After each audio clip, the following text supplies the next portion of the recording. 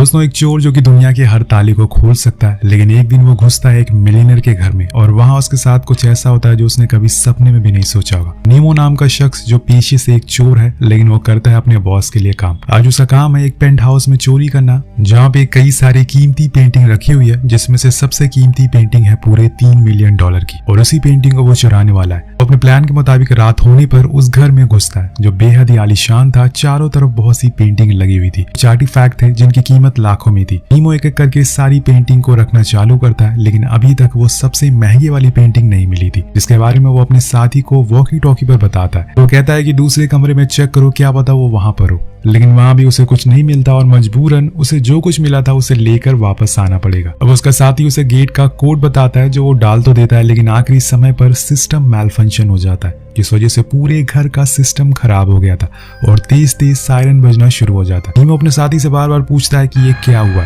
लेकिन उसके पास कोई जवाब नहीं था और आखिर में वो कह ही देता है कि मैं अब कुछ नहीं कर सकता हूँ, अब हमारे हाथ में कुछ नहीं है, तुम्हें खुद वहां से बाहर निकलना पड़ेगा। अब नीमो को जेल नहीं जाना था, उसका एक परिवार भी है, लेकिन ये उसे चोरी करने से पहले सोचना चाहिए था। उसे समझ नहीं आ रहा था कि वो क्या करे। अब यहाँ उसे वो सायरन की आवाजें बहुत तंग कर रही होती है, इसलिए वो पहले तो उसे तोड़ता है और वापस से गेट के पास जाकर उसे चाकू से तोड़ने की कोशिश करता है, लेकिन ये गेट टूटने का नाम ही नहीं ले रहा था। शायद अंबुजा सीमेंट से बना हो और इसी चक्कर में साइड में लगे हाउस कंट्रोल डिवाइस में कुछ दिक्कत आ जाती है, जिस वजह से पूरे घर का टेम्परेचर बढ़ने लगता है और अब ठंडी हवा की जगह गर्म हवा आना शुरू हो गई थी। धीरे धीरे गर्मी बढ़ती जा रही थी।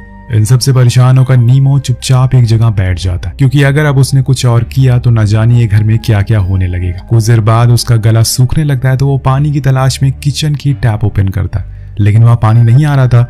तो वो फ्रिज ओपन करता है जहां पे कुछ खाने पीने का सामान था, लेकिन पानी की बोतल सिर्फ एक ही थी जिसे वो पूरा पी जाता है और फिर दोबारा से आकर मेन गेट को खोदने लगता है। लेकिन कुछ देर बाद उसे पता चलता है कि गेट असल में लकड़ी का नहीं बल्कि स्टील का है। अब ये देखकर उसके होश उड़ जाते हैं, इसलिए वो ये काम भी छोड़ देता है और आकर एक बेड पर सो जाता है जो कि घर के मालिक का था। वो सोने की बहुत कोशिश करता है, लेकिन उसे नींद ही नहीं आती। अब बीच बीच में वो अपने साथी को कनेक्ट करने की कोशिश भी करता है, लेकिन वहां से कोई भी बोल नहीं रहा था, क्योंकि सभी उसे छोड़कर चले गए थे। अब वो अकेला यहाँ पर बचा हुआ था। अब अगली सुबह वो सबसे पहले घर में रखे हुए लैंडलाइन फोन को चेक करता है, लेकिन वो भी बंद था। इसके बाद वो वहां पे जितने भी ड्रॉर थे उन्हें चेक करता है कि शायद उसे कुछ काम का सामान मिल जाए, लेकिन वहां भी उसे कुछ नहीं मिलता। अब इतनी देर में उसे टॉयलेट लग जाती है तो वो करने के लिए चला जाता है, जहाँ पे उसे कुछ फेक फ्रूट रखे हुए मिलते हैं, जिन्हें वो विंडो पर खींच के मारता है, लेकिन कुछ नहीं होता क्योंकि पूरा घर साउंड और बुलेट प्रूफ था, जिसमें कि अब नीमो अटक चुका है और इसी दौरान उसे जोर की प्यास भी लग जाती। लेकिन जो पानी उसे कल मिला था वो तो पूरा पी गया, यानी कि अब उसके पास पीने को कुछ नहीं है। वो स्विमिंग पूल के पास जाता है और उसके पानी को पीने का ट्राई करता है, लेकिन अगर वो पानी पीने लायक होता तो स्विमिंग पूल में क्यों होता। नीमो फौरन उसे मुंह से निकाल देता है क्योंकि वो बहुत ही कड़वा था और अब यहाँ उसे पता चलता है कि उसके शरीर से बड़ी गंदी बदबू आ रही है। तो वो उसे पानी से खुद को साफ करता है और इसके बाद वो एक्वेरियम के पानी को पीने का ट्राई करता है, लेकिन वो भी बेकार था। देन वो टैप को ऑन करता है, वो भी कुछ नहीं था। यहाँ नीमो को अब गुस्सा आने लगा था और वो इरिटेट होने लगा था, लेकिन आखिर में उसके दिमाग में फ्रिज आती है, जिसमें से वो जमे हुए बर्फ को बाहर निकालता और उसे चूसने लगता है, जिससे उसे थोड़ी तो राहत मिलती है, लेकिन पूरी प्यास नहीं बुझती। कुछ देर बाद वो सारे बर्फ पिघल जाएंगे और तब नीमो क्या करेगा। अब वो घर के सारे फर्नीचर टेबल को लाकर एक जगह पर इकट्ठा कर देता है, क्योंकि उसके दिमाग में एक आइडिया आया था, क्यों ना वो घर की छत पर जाए और वहां से किसी मदद के लिए पुकारे। लेकिन वहां तक पहुंचना इतना आसान नहीं था, क्योंकि छत बहुत ही ऊंची थी और इतना सब ट्राई करने के बाद वो एक बार फिर जाकर उसी हाउस कंट्रोल सिस्टम को चेक करता है। क्या पता शायद घर का टेम्परेचर चेंज हो जाए, लेकिन कोई फायदा नहीं था। अब उसे प्यास के साथ साथ भूख भी लगी थी, तो वो एक फूड कैन को खोलने की कोशिश करता है, लेकिन उसी चक्कर में उसका हाथ पे कट लग जाता है, जिससे उसे काफी दर्द होता है। यहाँ उसके दिमाग में फिर से फ्रिज आती है, तो वो जाकर उसमें बर्फ ढूंढने लगता है, लेकिन अब बर्फ पिघल चुकी थी, इसलिए वो उस फ्रिज को ही चाटना शुरू करता है ताकि जो कुछ बचा कुचा बर्फ था वो उसे खा सके। उसका बस चलता तो वो फ्रिज में ही बैठ जाता है, लेकिन उसकी मजबूरी है, वो उसमें फिट नहीं आएगा। इसी दौरान हम बाहर देखते हैं कि तेज बारिश हो रही है, लेकिन अफसोस नीमो ना तो बाहर जा सकता और ना ही वो पानी को पी सकता है। वो बस वहीं बैठा रहता है। अब उसके पास कोई काम नहीं था, इसलिए वो घर को एक्सप्लोर करने लगता है कि शायद उसे कोई सीक्रेट दरवाजा मिल जाए, पर उसी दौरान उसे पानी की आवाज आती है। वो फौरन बाहर आता और देखता है कि ये पानी तो असल में प्लांट शार से आ रहा है। तो वो फौरन उसके पास जाके बैठ जाता और जी भर कर उसे पीता, लेकिन एक समय के बाद वो पानी बंद हो जाता और उसे मजबूरन वहां से उठना पड़ता। लेकिन कल वो फिर से इस पानी का वेट करेगा और इस बारी वो उसे स्टोर भी कर लेगा ताकि वो पीने के काम आ सके। अब धीरे धीरे करके उस घर का टेम्परेचर और ज्यादा बढ़ने लगता है, इसलिए वो अपने सारे कपड़े और उतार देता है, क्योंकि गर्मी बहुत बढ़ गई थी, जिसके बाद जितने बचे हुए फर्नीचर थे वो उन्हें इकट्ठा करने लगता है ताकि वो उसे छत तक पहुंच सके, और इस बारी वो ऐसा करने में सफल भी हो जाता है। वो छत को देखकर पता चलता है कि आखिर यहाँ से कैसे बाहर निकला जा सकता है, पर उसके लिए उसे कुछ स्क्रू ड्राइवर की जरूरत पड़ेगी। और इसी दौरान उसकी नजर घर में लगे टीवी पर पड़ती है, जहाँ पर सीसीटीवी फुटेज आ रही थी जिसमें एक मेड बाहर झाड़ू लगा रही थी। तो नीमो फौरन कपड़े पहनकर गेट के पास पहुंच जाता है और उसे आवाज लगाने लगता है, लेकिन अफसोस उसकी आवाज कोई सुन नहीं पाता क्योंकि उसने हेडफोन लगा रखे थे। वैसे भी वो घर पूरा साउंड प्रूफ है, जो नीमो जितना भी चिल्ला ले उसकी आवाज बाहर नहीं जाने वाली थी, इसलिए वो वापस आकर हताश होकर बैठ जाता है। लेकिन तभी वो कुछ ठंडी हवाएं महसूस करता है जो कि एयर वेंटिलेशन से आ रही थी। दरअसल यहाँ वो देखता है कि हाउस कंट्रोल डिवाइस में अपने आप ही टेम्परेचर चेंज हो गया है, इसलिए अब वो पूरे घर को धीरे धीरे ठंडा होना चालू हो गया था। यहाँ नीमो जी भर के सबसे पहले तो ठंडी हवाओं को महसूस करता है और फिर आराम से उस पूल में नहाता है। इतना टाइम बिताने के बाद उसे अब धीरे धीरे यहाँ पर अच्छा लगने लगा था। उसे शायद ये पता चल गया था कि वो यहाँ से बाहर नहीं निकल सकता है, पर वो फिर भी कोशिश करना नहीं छोड़ता, ऐसा उसका कहना था। वो अगले दिन उन प्लांट शार से इकट्ठा किए हुए पानी को पीता है और ब्रेकफास्ट करता है और थोड़ा सा डांस भी करता है, जिसके बाद वो उस मिलियनर के अलमीरा से उसके कपड़े पहन लेता है। और अगले सीन में हम देखते हैं कि वो ग्लास के जार को तोड़ देता है और उसके 2 बड़े बड़े टुकड़ों को एक कपड़े में बांधकर खुद के लिए एक चश्मा बनाता है, जिसे पहनकर वो एक बार फिर छत के करीब जाता है और उसे तोड़ने लगता है ताकि उसकी आंखों में कुछ चला ना जाए। वो बड़ी ही देर तक उस छत पे लगे एक ग्लास को तोड़ने की कोशिश करता है, लेकिन कोई फर्क नहीं पड़ता। और तब उसके पास के इस सीमेंट को हटाना शुरू करता है, लेकिन वो भी बहुत ज्यादा मजबूत थी, इसलिए वो थक कर फिर से नीचे आ जाता है। एक मिलियनर का घर था तो सिक्योरिटी तो दोस्तों टॉप नॉच होने वाली थी। अब इन सब से थक कर वो अपने लिए कॉफी और पास्ता बनाने लग जाता है। अब आप सोच रहे होंगे कि अगर ये सब कुछ बना सकता है खाने में तो दिक्कत क्या है। तो दोस्तों ऐसा कुछ नहीं है, नीमो सिर्फ पानी में पास्ता बना रहा था और ठंडे पानी में कॉफी बना रहा था।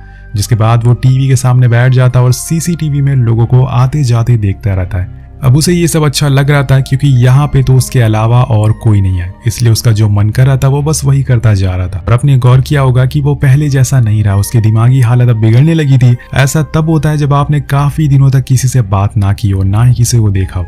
और यहाँ नीमो भी कुछ ऐसा ही हो चुका था। धीरे धीरे अब टेम्परेचर और कम होने लगता और कुछ देर पहले जहाँ वो 10 था अब 8 पर पहुंच चुका था। यानी कि कुछ देर बाद यहाँ पर बर्फ गिरने जैसा माहौल होने वाला है, जो नीमो के लिए मुसीबत बनने वाली है। वो एक बार फिर से ऊपर चढ़ता और छत को तोड़ने में लग जाता है। इस बार वो ग्लास को नहीं बल्कि उसके आसपास की सीमेंट को तोड़ता है, जो कुछ ही देर में काफी टूट भी जाती है। लेकिन अब ठंड बढ़ने की वजह से वो उस डिवाइस के पास जाता है और उसे ठीक करने का भी कोशिश करता है, लेकिन उसे कुछ समझ ही नहीं आ रहा था कि असल में ये काम कैसे करता है। इसके बाद वो फिर से ऊपर चढ़ता और इस बार उसने उस विंडो के आसपास की सीमेंट को तोड़ दिया था।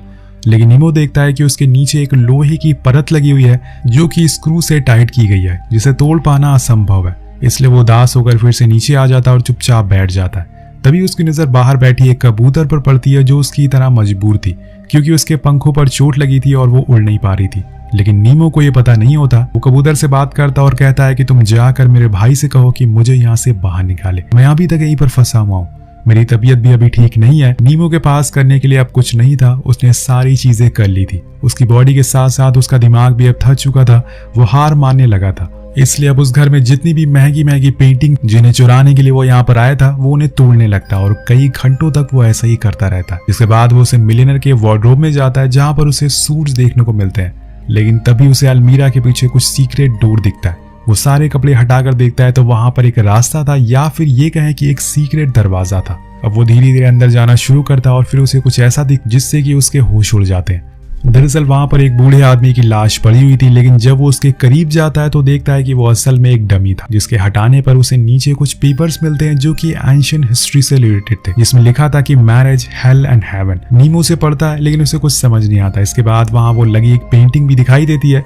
ये वही पेंटिंग थी जिसे लेने के लिए वो यहाँ पर आया था, यानी कि वो $3 मिलियन वाली पेंटिंग। और यहाँ उसे ओनर की पेंटिंग भी मिली और वो डमी भी उसी ओनर का था जिसका ये घर था। नीमो को भी यही लगता है कि शायद अब वो यहीं मारा जाएगा। दूसरी ओर हम उसी कबूतर को देखते हैं जो कि अब मर चुकी थी। यहाँ नीमो का भी कुछ ऐसा ही हाल होने वाला था क्योंकि टेम्परेचर बहुत ज्यादा गिर चुका था। तभी उसे सीसीटीवी में दिखता है कि वो मेड अब उसके गेट के बाहर ही बैठी हुई है, तो वो फौरन भागते हुए गेट के पास जाता है और उसे पीटने लगता है, लेकिन हल्की सी भी आवाज बाहर नहीं जाती और वो बहुत ही इरिटेट हो जाता है और चिल्लाने लगता है और वहीं सो जाता है। अगले दिन वो फिर से उस विंडो के पास जाता है और अब उसे आइडिया आता है कि स्क्रू ड्राइवर कैसे बनाया जाए जिससे वो स्क्रू को खोल सके। तो एक लकड़ी से स्क्रू खोलने का टूल बनाता है और उसे खोलने की कोशिश करता है, लेकिन वो नाकामयाब रहता है। पर दोस्तों उसके अंदर अभी हिम्मत और उम्मीद बाकी थी। वो दोबारा से कोशिश करता और इस बारी वो स्क्रू को खोल लेता है, लेकिन अब उसके अंदर इतनी ताकत नहीं बची थी कि वो बाकी स्क्रू को खोल सके, इसलिए वो नीचे आ जाता है। और यहाँ हम एक और चीज नोटिस करते हैं कि नीमू अब पहले जैसा नहीं रहा। वो अब खुद से ही बात करता है, क्योंकि उसके पास अब ना तो खाने को कुछ है और ना ही पीने को। वो वहां लगे हुए पेड़ को भी हिलाता है ताकि कुछ उसमें से निकल आए, लेकिन कुछ नहीं आता। और आखिर में उसे कुत्ते का खाना ही खाना पड़ता है, जो उसके लिए बेहद ही बुरा था। लेकिन भूख कुछ भी करा सकती है, और एक तो इतनी ऊपर से ठंड, ऊपर से भूख और प्यास। वो पूरी तरह से फ्रस्ट्रेट हो चुका था, लेकिन इतनी मुश्किलों के बावजूद उसे बस एक ही ख्याल आ रहा था कि कैसे वो बाहर निकले। इसलिए वो बाकी स्क्रू को खोलने लगता है, लेकिन इसी बीच उसका पैर फिसल जाता है और वो सीधा नीचे गिरता है। यहाँ उसके पैर की हड्डी टूट चुकी थी, जो उसके लिए एक और मुसीबत बन गई थी। लेकिन तभी उसे वहां एक पेंटिंग दिखाई देती है, जिसमें एक आदमी टेप से बंधा हुआ था। वो उस पेंटिंग को गिरा देता और कहता है कि तुम्हारी दिक्कत मैं समझ सकता हूँ, जाओ, मैंने तुम्हें आजाद कर दिया। अब इसी तरह से कुछ और दिन बीत जाते हैं अब, और न्यू ईयर भी आ जाता है। बाहर धूमधाम से पार्टी चल रही थी, सभी लोग एंजॉय कर रहे थे। ये सब ऊपर से नीमू देख रहा था, लेकिन वो यहाँ पर कैद है। तभी उसे कुछ विजन आने लगते हैं, जैसे कि वो मेड उसके पास आ गई है और उसने नीमू को आजाद कर दिया। उसी पल उसकी नजर ऊपर लगे फायर अलार्म पर पड़ती है, जिससे कि उसे एक और आइडिया आता है। अगर वो इस फायर अलार्म को ऑन कर दे तो वो पानी पी सकता है। वो कुछ पेपर्स को इकट्ठा करता है और अगले दिन जब विंडो से सनलाइट अंदर आती है तो उसकी मदद से वो आग जला देता है, और फिर उस पेपर को ले जाकर उस फायर अलार्म के पास रख देता है, जिसे अलार्म बजने लगता है और पूरे घर का शार सिस्टम ऑन हो जाता है। चारों तरफ सायरन बजने लगता है, पानी गिरने लग जाता है। लेकिन यहाँ भी वही होता है जो हर बार होता है। पूरे घर में पानी भर गया था, लेकिन अब बाहर किसी को कानों कान खबर तक नहीं थी अंदर क्या हो रहा है। और नीमू को अब समझ आ गया था कि वो गरीब ही ठीक था, कम से कम उसके आसपास वाले लोग उसकी फिक्र तो करते थे। ये अमीर लोग जो होते हैं ये अपने में ही मस्त होते हैं, इन्हें कुछ फर्क नहीं पड़ता कि उनके साइड वाला पड़ोसी कैसी हालत में है। अगर ऐसा होता तो आज वो बच जाता। सीन शिफ्ट होता है और हम 1.5 महीने बाद का समय देखते हैं, जहाँ पे नीमू अब बहुत ही कमजोर हो चुका है। बाहर बर्फ गिर रही है, मतलब ठंड का मौसम आ चुका है। लेकिन अब नीमू ने सारे स्क्रू को खोल लिया। अब वो बाहर जाने वाला है, लेकिन उससे पहले वो घर की दीवारों पर कुछ बातें लिखता है, जिसमें वो इस घर के मालिक से कहता है कि मैंने आपके पूरे घर को बर्बाद कर दिया, जिसके लिए मैं आपसे माफी मांगता हूँ। लेकिन मैं आपसे कुछ कहना चाहता हूँ, ये घर नहीं, असल में ये एक जेल है। Thank you so much. इसके बाद हमें पता चलता है कि नीमू ने उस विंडो को पूरा खोल लिया था, जिसके कुछ देर बाद ही वो वहां से बाहर चला जाता है। अब यहाँ आपको बता दिया जाए कि ये विंडो के आसपास कोई ऐसी जगह नहीं थी जहां से वो बाहर जा सके। तो या तो नीमू ने वहां से कूदने की कोशिश की होगी, अगर ऐसा किया होगा तो वो मारा गया होगा, या फिर उसने वहां से किसी को बुलाने की कोशिश करी होगी और उसकी जान बच गई होगी। आपको क्या लगता है नीचे कमेंट करके जरूर बताएगा। मिलते हैं आपसे अगली वीडियो में। Thank you so much watching, peace out.